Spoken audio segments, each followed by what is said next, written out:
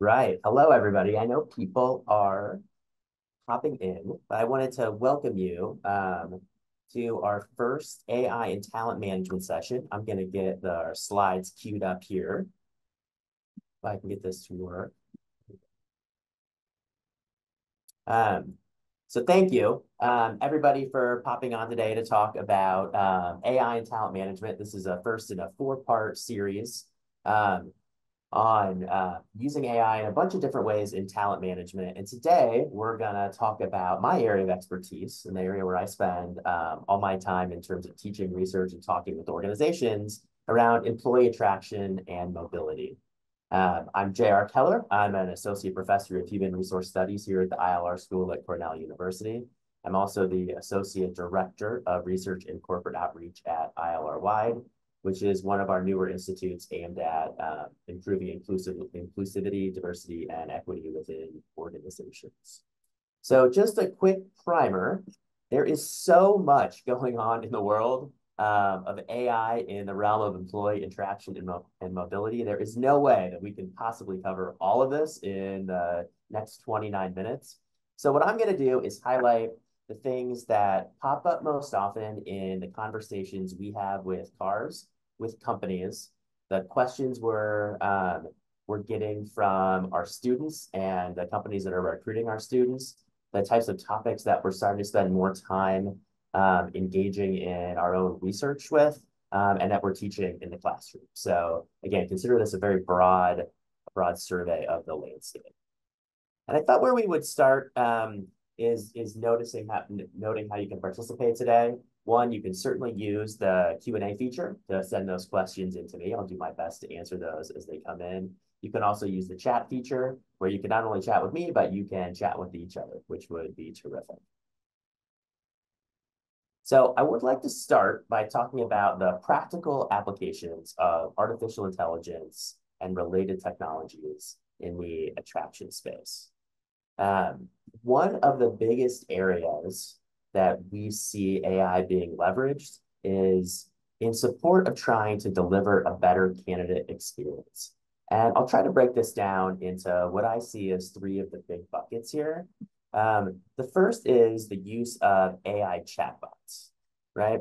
And the idea here is that these are meant to help answer candidate questions when they have them, and that they are on demand 24/7, right? So you can log on to a company's career website where the chatbot will pop up. It can help serve you up job opportunities.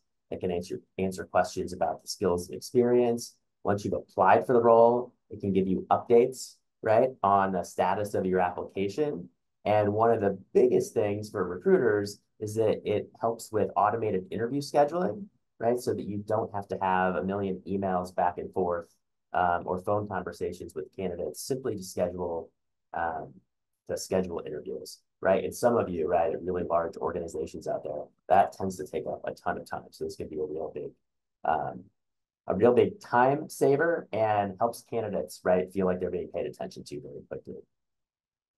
I think one of the really cool applications here is when we think about this idea of personalized candidate outreach. So platforms such as LinkedIn and others will now pull information off of candidates' profiles and allow you to create what feels like a much more customized email to them, right? So being able to reference specific skills and experiences or jobs that they've had in the past, note what's about your company, what's likely to resonate with them as candidates. And so it makes for a much more automated yet still high touch candidate experience, right? In service of, right, getting candidates to write back and respond to those inquiries, which they're much more likely to do. A couple of other things in terms of managing the flow of applicants is, I know a lot of you who process tons and tons of applications. It's so easy for candidates just to click easy apply in LinkedIn and send over their profile or their resume to you. Oftentimes, if we can spend time sifting through these resumes, we see that folks who have applied to one job might not be a great fit for that particular job, but could be a great fit for another job in the organization, right? And some of the AI technologies are really good at actually redirecting those applications to jobs where they're more likely to be a better fit. It also, right, enables you to really manage a talent hub. Right, one of the big challenges is we get all these great applications in. Not all of those individuals are going to get interviewed or get hired. But what do we do with this pool of individuals that have expressed interest in the organization, but we've had to reject them for one reason or another? This actually enables you to keep in touch with those candidates, right, and alert them when new jobs get posted that could meet their skills and interests, right? So it's sort of a constant engagement with unsuccessful candidates. Another application of AI in the attraction and hiring space is writing better job descriptions, right? This is one of the more tedious tasks that we do within the HR space, but it is super important because it is often the #1 source of information candidates use to decide whether or not to actually apply to your organization. So one of the ways that this has been employed for years now, it's much more widely available though, is thinking really carefully about the language that is used in these job postings to make sure that they're inclusive, and especially that you're not using particular gendered language that might turn off potential applicants. Beyond just a focus on gendered language, these models are able to look at which job postings have received positive responses in the past and then update that language, right, to reflect those postings so that you're using the kind of language that we know generates interest from the candidates that we're looking for. And then a small piece, but something that's really important, is within organizations, right, we could use some of these AI models to actually identify the skills of the people working in the jobs, to update that into the job description so that instead of simply pulling out the same job description that we used 2 years ago, now that this job has become open in 2024, what skills are the people that are in that job? What do they have? What are they currently using? And so it's sort of a constantly updating model, which means our job descriptions are fresh, right, and attracting the right individuals with the right skills.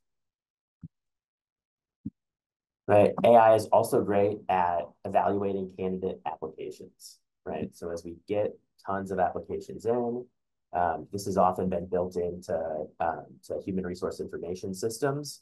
I will note there is some skepticism around how well algorithms can evaluate resumes. A colleague of mine at Columbia University, Bo Calgill, worked with a large tech company to actually analyze whether humans or machine learning algorithms selected better candidates. And I will show you the results here.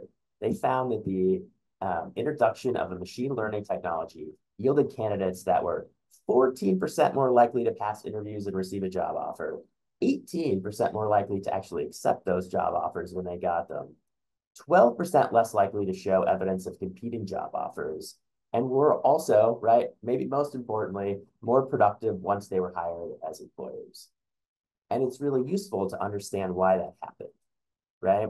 And this is the way that Bo summarizes this, and I don't think I can say it any better, is that it found candidates that are broadly non-traditional, particularly candidates who graduated from non-elite colleges, who lack job referrals, who lack prior experience, or whose credentials are atypical, and those who have strong non-cognitive soft skills.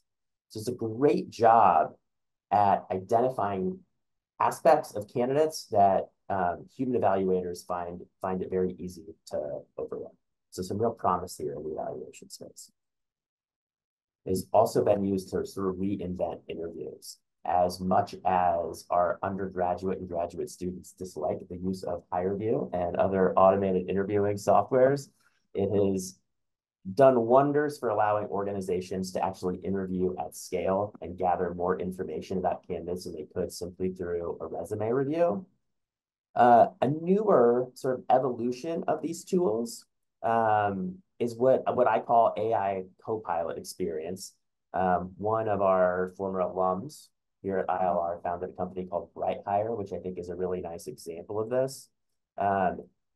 This AI technology is meant to complement video interviews, so live video interviews.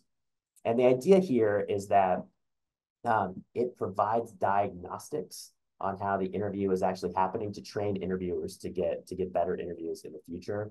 It also, right, automatically takes notes, much like Zoom would take notes for this meeting if we turn that feature on, so that as an interviewer, you can focus on the interview itself and follow the interview guide as opposed to spending your time furiously scribbling down notes on the candidate. And it can do really interesting things in terms of analyzing the text of the conversations. So this was a recent post by BrightHire, which found that female recruiters, when engaging in interviewing potential sales reps, were much more likely to bring up candidate compensation expectations in the first interview than their male counterparts. So then you could use those insights, right, to train interviewers on addressing the type of topics that you want and at what point and stage of the interview process. AI can also help to support internal mobility in a couple of really important ways. And really, I think about these as pairing together in terms of suggesting jobs and career paths and personalized development plans. You know, as all of us who work in large organizations know, they are not very stable. We are constantly reorganized in hierarchical levels, business units. We're adding organizations, we're spinning off organizations. And so it is really hard to develop really clear, stable career paths within an organization. So what tools like Phenom are able to do are to identify the skills that link between jobs in the organization and do that in real time so that an individual right here in an associate product management role can look at if they were to, their next natural role were to be a project manager, that then what would that job set them up to do in the future? It sort of opens up the range of possibilities for internal candidates and employees to understand what their career path in the organization might look like. And this is hugely important because the number one reason that employees leave organizations is for a lack of development opportunities and opportunities for career advancement. And so these tools, simply by showing that there are multiple paths to get where an employee wants at the organization, have tremendous potential, right, to increase retention and employee satisfaction. And where these go the extra mile is where you can tie, right, the link between the role that somebody is in and where they want to get down the road with potential learning opportunities. So in this, case on here, I know the numbers are a little bit fuzzy, but if this individual right now is in an associate product manager role, would like to end up here as a director of product management.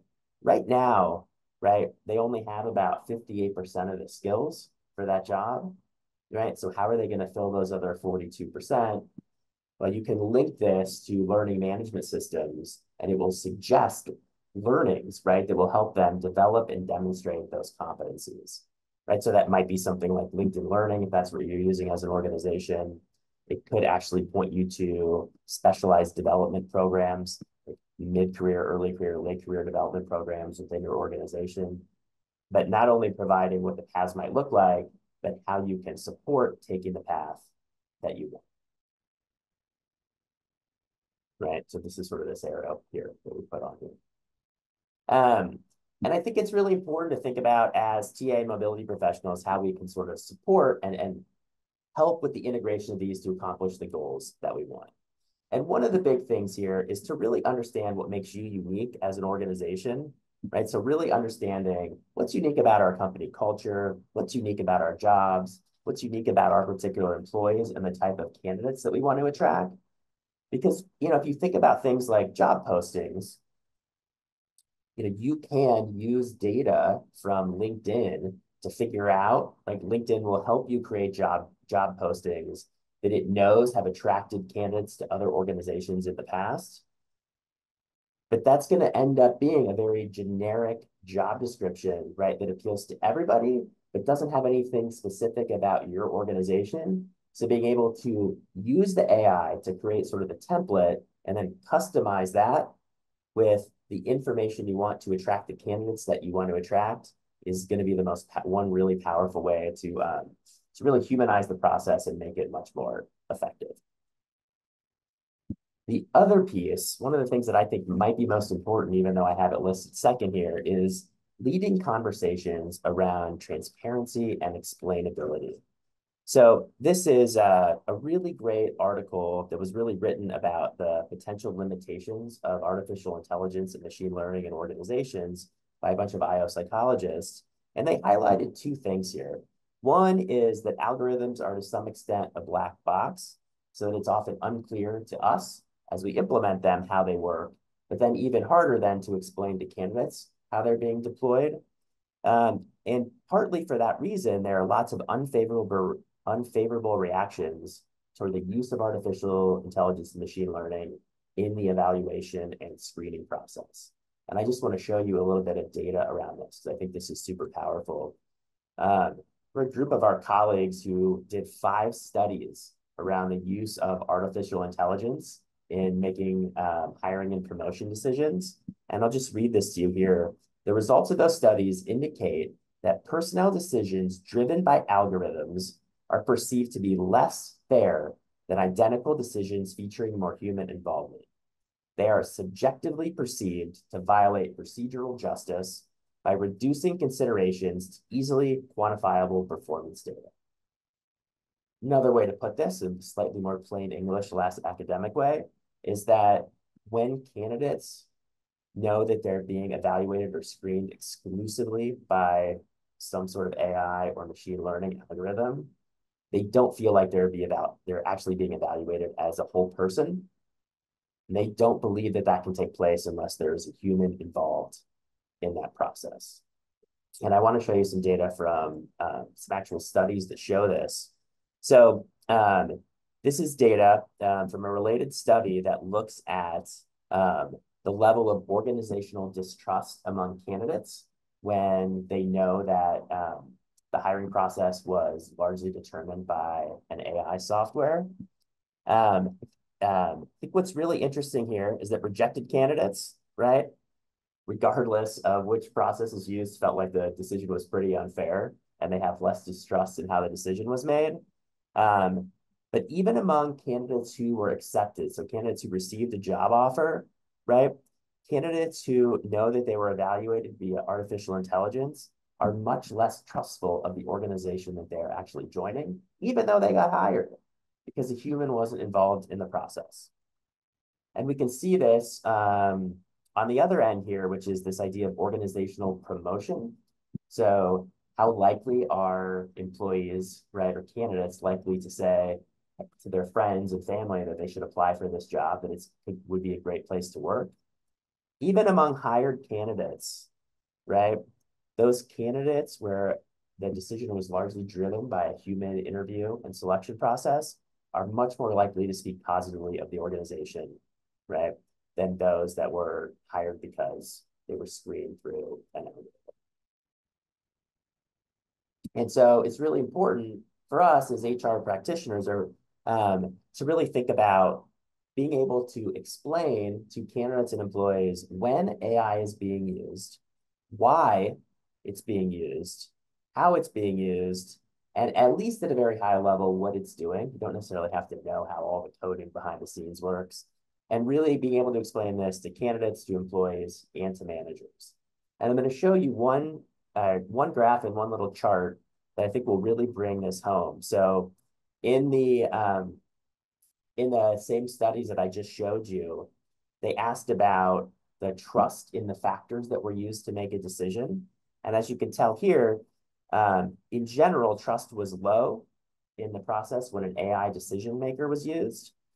But when individuals really understood both that AI was being used and understood how it was being used in making decisions, right, they had much more trust in the process, right? So if you are going to leverage AI for its full capabilities in the attraction and evaluation space, being able to explain that can really mitigate a lot of those negative effects and ameliorate some of those trust issues. And we see this down here in a related study, which looked at the fairness perception of hiring decisions, right? The human only was rated as the most fair hiring process.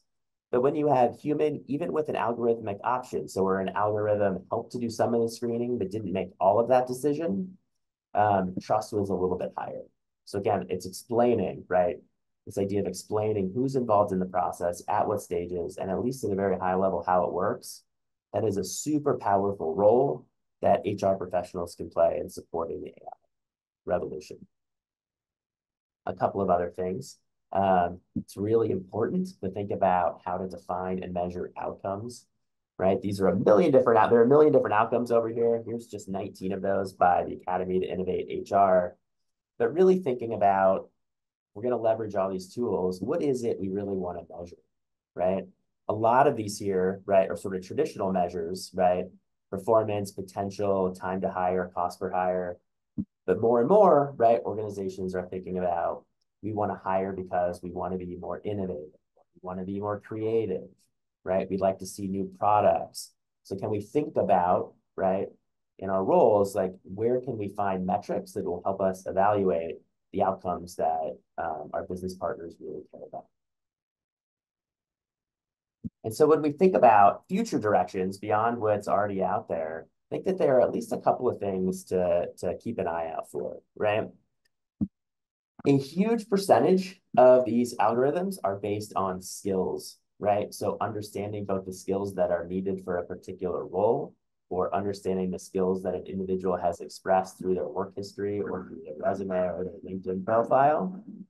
And so it becomes really important as an HR group to actually think about how we define what a skill is and how we verify those skills. And I think this disconnect here between business executives and workers is really important. This is from a recent Deloitte Insights study. And what they found was that, you know, a high percentage of business and HR executives are competent, both that they have human capabilities and that they know and have documented the hard skills of their workers. But if you ask workers, right, only 39% of workers say that they even understand their own skills and abilities. So if that's the case, how can they actually be documenting them well? And 29% of workers only strongly agree that they have a full understanding of the skills and capabilities of their coworkers, right? So that is, I really don't understand all the skills I have. I don't understand what the colleagues I'm sitting with or interacting with are. And so really thinking about, if we're going to rely, as many organizations are, of workers to update their skill profiles, how are we going to help educate them on how to define a skill and how to really systematically evaluate themselves as to whether they should say that they have that skill? And from the same study, right, it's really useful to think about, okay, so if you're going to be, you know, really lean into this idea of a skills-based organization to support the introduction of AI and machine learning, how are you going to actually document and validate worker skills and capabilities, right? So you can see here, right, up at the very top, right, are really sort of traditional ways of doing this, which is through credentials, right, like degrees, or feedback, right, sort of the traditional performance review feedback.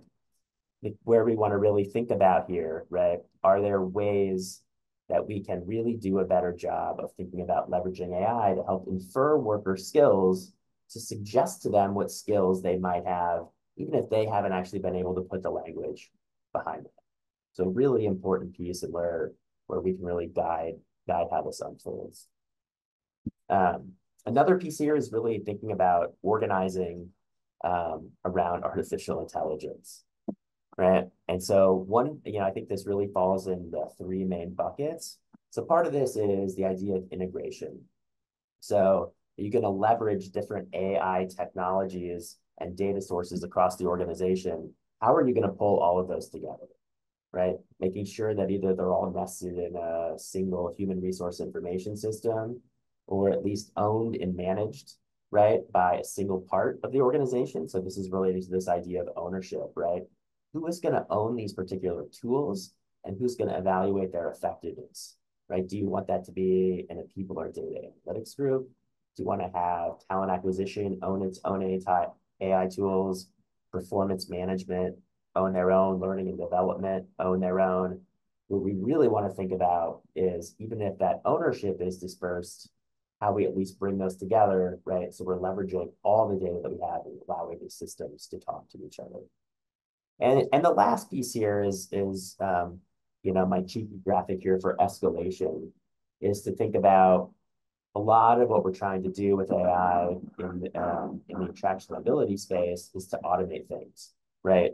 To provide decision makers with really good information about particular candidates, to allow candidates to get information on their status and ask questions, and to allow employees to sort of do some self-service and really map out their own careers with the use of this technology.